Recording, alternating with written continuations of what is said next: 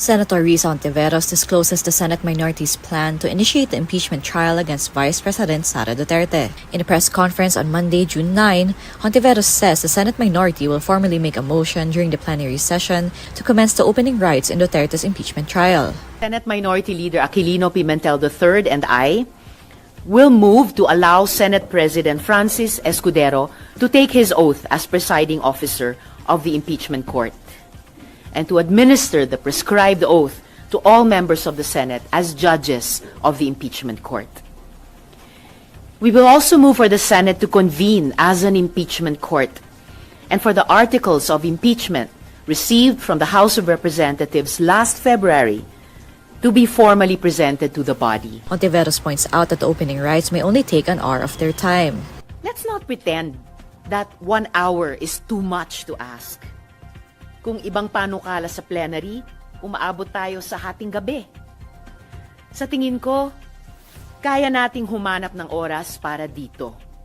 The Senate must not be heedless and callous to the growing calls for the institution to fulfill its mandate and begin the impeachment trial. Senate President Chis Escudero scheduled the presentation of charges against Duterte on June 11, the last day of the session before the 19th Congress adjourns sine die. After the presentation of charges, the Senate can proceed on the same day with convening the impeachment court to try Duterte's case. Protesters gathered in front of the Senate building on Monday, June 9, to urge the upper chamber to fulfill its constitutional mandate of trying the impeachment case against Vice President Sara Duterte. Several groups and coalitions, including Akbayan Party, Mamamayang Liberal Party, and Tindig Pilipinas, led Monday's protest. Protesters assembled in front of the Manila Film Center in Pasay City before marching toward the Senate building. Upon arrival, the protesters held an ecumenical program led by Father Flavio Villanueva. Sara Duterte!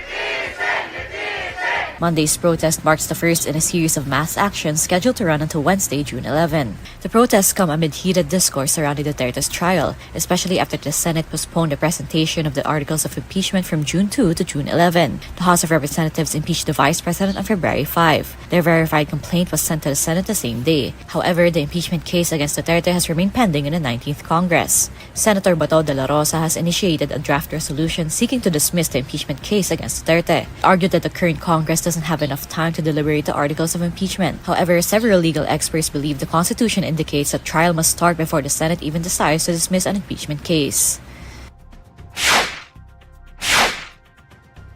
Senate President Chis Escudero says no resolution seeking to dismiss the impeachment trial against Vice President Sara Duterte has reached his desk. In a press conference on Monday, June 9, Escudero says the Senate has nothing to act on or address, as no resolutions have been filed against Duterte's impeachment case. Escudero also declines to discuss a resolution that has not been formally filed. Wala pa rin ako nakikitang resolusyon. Yung binanggit, yung nilabas yung resolusyon, kayo naman ang naglabas nun, hindi naman ang Senado.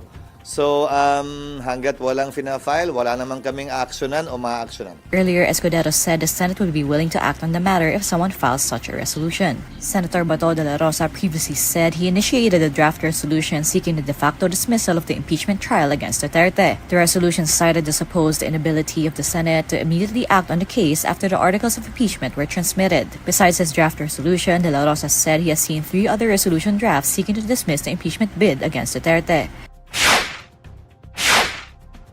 A Filipino national is among the immigrants arrested during the Immigration and Customs Enforcement raids in the United States that have sparked protests in Los Angeles. In a statement, the U.S. Homeland Security Department identifies 55-year-old Rolando Veneracion Enriquez as one of the detained immigrants. According to Homeland Security, Enriquez allegedly has convictions for theft, assault, burglary, and rape. The other immigrants identified by Homeland Security include citizens from Vietnam, Mexico, Ecuador, Peru, and Honduras. Homeland Security says these immigrants are allegedly convicted of several crimes, including second-degree murder, among others. Tensions in Los Angeles escalated on June 8 local time as thousands of protesters took to the streets in response to U.S. President Donald Trump's deployment of the National Guard. The protesters blocked off a major freeway and set autonomous vehicles on fire as the local law enforcement used tear gas, rubber bullets, and flashbangs to control the crowd. Some police patrolled the streets on horseback. Meanwhile, other cops with riot gear lined up behind National Guard troops deployed to protect federal facilities, including a detention center where some immigrants were taken in recent days. The clashes come on the third day of demonstrations against Trump's immigration crackdown in the region. Hundreds gathered outside the Metropolitan Detention Center in Los Angeles where people were detained after earlier immigration raids. Protesters directed chants of shame and go home at members of the National Guard. California Governor Gavin Newsom told Trump in a letter that the presence of the National Guard was inflaming tensions in the city. He earlier requested that Trump remove the National Guard members, calling the deployment a serious breach of state sovereignty. Trump has said the National Guard was necessary because Newsom and other Democrats supposedly failed to staunch recent protests targeting immigration agents.